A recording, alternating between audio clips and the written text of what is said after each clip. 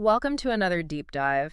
Today we are going way back to China's Song Dynasty. Oh, very cool. Yeah, we're going to take a look at this guy, Zhu Sanwei, and like all the kind of crazy stuff that surrounded his life. I love this period. Oh, yeah, me too. It's so interesting. So much happening. Yeah, and we're going to be looking at actual historical records. Up there. Trying to see what was going on. Real deal stuff. Yeah, and like get a sense of the pressure these guys were under in this really powerful political system. Yeah, for sure. I mean, the sources we have, these historical texts, they give us such an amazing glimpse into this period. Oh, totally. Like we're right there with them. Exactly. And that's what we really want to do today, right?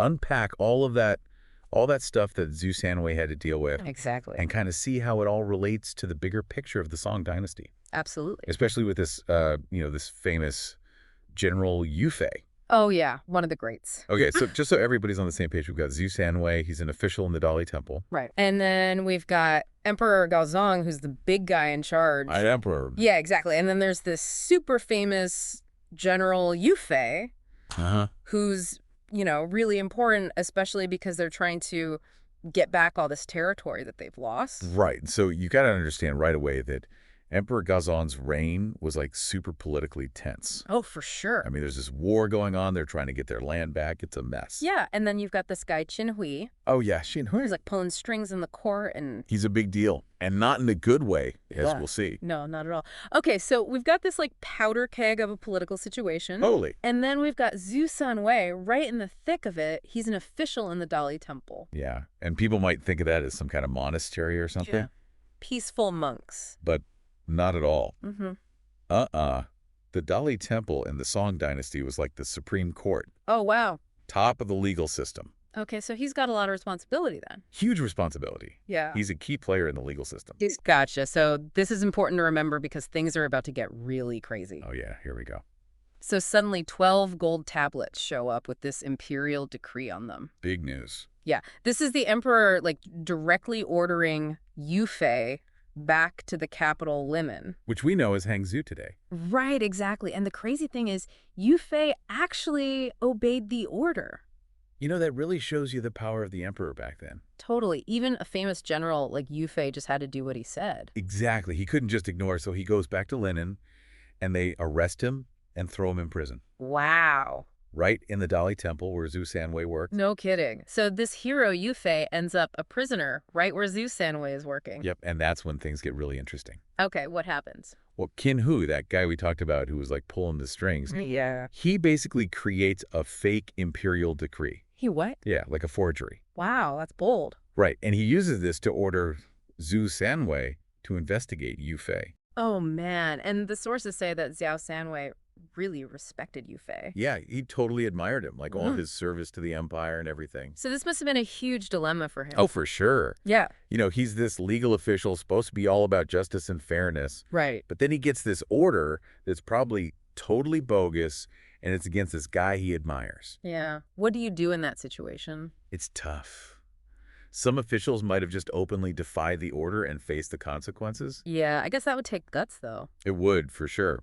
And others might have tried to resist passively or play along to a point. So where does Zhu Sanwei fit in all of this? He ends up resigning. Really? He just quit? Yeah, and the sources kind of hint that Qin Hui was so powerful that going against him directly would have been super dangerous. So maybe Zhu Sanwei thought it was the only way to protect himself. Could be. I mean, maybe the way the legal system worked back then didn't really allow for much dissent without directly confronting someone like Qin Hui. Okay, so on to the interrogation. The texts describe Yu Fei being brought before Zhu Sanwei. Right, a tense scene. Yeah, and even though he's basically a prisoner, Yu Fei still addresses Zhu Sanwei with respect. Interesting. Yeah, they accuse him of all these serious things like disobeying orders to advance north, which they say held back their efforts to get back the lost territory. And even blame him for military setbacks. That's a heavy charge. For sure. But what's fascinating is Yu Fei's defense. What does he say? He points out that his troops had been stuck in place for a while, implying that maybe there were logistical issues or strategic reasons why he couldn't advance. So not necessarily disobeying orders? Exactly. And he totally denies the accusations that he caused any military losses. So he's pushing back against these charges. Totally. And you have to wonder, was it normal for generals back then to obey the emperor's orders, even if they were really successful on the battlefield. Yeah, I mean, were there times when generals just said, no way? Right. And what would happen to them if they did? Interesting. Okay, so what else do they throw at Yu Fei? Well, they also bring up this claim from one of his officers who says that Yu Fei was holding back provisions. Oh, so basically weakening the army. Exactly. And that could be really damaging. Yeah, it makes him look corrupt and incompetent. Right. But Yu Fei hits back with a really strong rebuttal. What does he say? Well, he reminds everyone how many troops he had under his command at Zuxianzan. Which was a lot, right? A ton. It's like a massive army. So at this point, He's saying, why would I be stealing tiny amounts of provisions when I'm in charge of this huge force? yeah, that doesn't make sense. Exactly. It just doesn't add up. So it makes you think that maybe these accusations were totally fabricated. Yeah. I mean, we already know about that fake decree from Qinhui. Right, exactly. And that brings us to this crucial moment where Zhu Sanwei really starts to struggle internally. Yeah. The text actually shows his thoughts, and he's starting to realize that these charges against Yu Fei are totally made up. All part of Qinhui's plan. Yep. The source calls them Qinhui's ghostly tricks. Ghostly tricks. Yeah, it's like this vivid description of his evil scheme to take down Yu Fei. Wow, so Si Sanwei is in a really tough spot now. Absolutely. He sees the injustice happening, but he knows he can't really do anything about it. Especially with someone as powerful as Qinhu. Yeah, he's caught between his duty to the legal system and his own conscience. That's a heavy burden. It is. Yeah. And it makes you think about the choices people have to make in these kinds of situations. Yeah, like when you're up against a corrupt system. Exactly. Do you risk everything to fight back, or do you try to protect yourself? And what does Zhu Sanwei end up doing? Well, the text actually lays out his thoughts. He can't bring himself to go after Yu Fei with these false charges. Yeah, that would be going against everything he believes in. Right. But he also knows that if he goes up against Qinghui directly, it could be really dangerous. So he's trapped. Totally. And so he makes a decision that's more about survival than anything else. No. He decides to resign. He quits. Yeah, he actually leaves Lin in secret. Wow, like a spy or something? Kind of the text describes him changing his clothes and everything to avoid being recognized. So he's taking this really seriously. Yeah, he knows the stakes are high, and there's this really sad moment where he's leaving the city and he looks back and he's thinking about how Qinhui betrayed everyone. And he's worried about what's going to happen to Yu Fei. So even though he's running away, he still cares about what's happening. Absolutely. And it makes you wonder, was his resignation a kind of quiet heroism? You know? Yeah, I mean, he's not fighting back directly, but he's refusing to be part of this injustice. Exactly. And considering how dangerous Qinhui was, it was still a risky move. That's a really good point. So what happens next? Well, time passes, a few years go by, and Emperor Gaozong steps down, and a new emperor takes over, Emperor Xiaozong. Okay. And he's a different kind of leader. How so? Well, he clears Yu Fei's name. He does. Yeah, justice is finally served, even though it took a while. That's amazing. So what about Zhu Sanwei? This is the really cool part. He comes back. Yep. He returns to the Dali Temple, and they give him back his old job. Wow. So they acknowledge that he was right to resign. Exactly.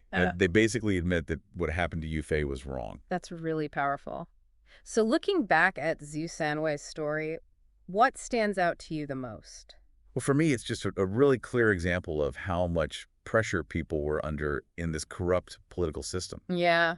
I mean, he starts out investigating Yu Fei, then he realizes the charges are fake, and he ends up having to resign to avoid being part of it all. It's a pretty amazing journey. It is, and it says a lot about the Song Dynasty and how things worked back then. Yeah, and it really makes you think about what you would do in a situation like that. Absolutely. Yeah. Would you be brave enough to stand up for what's right, even if it meant risking your life? Or would you choose to protect yourself and hope that justice would prevail eventually? Yeah, that's the big question, isn't it? It is, and there's no easy answer. Nope.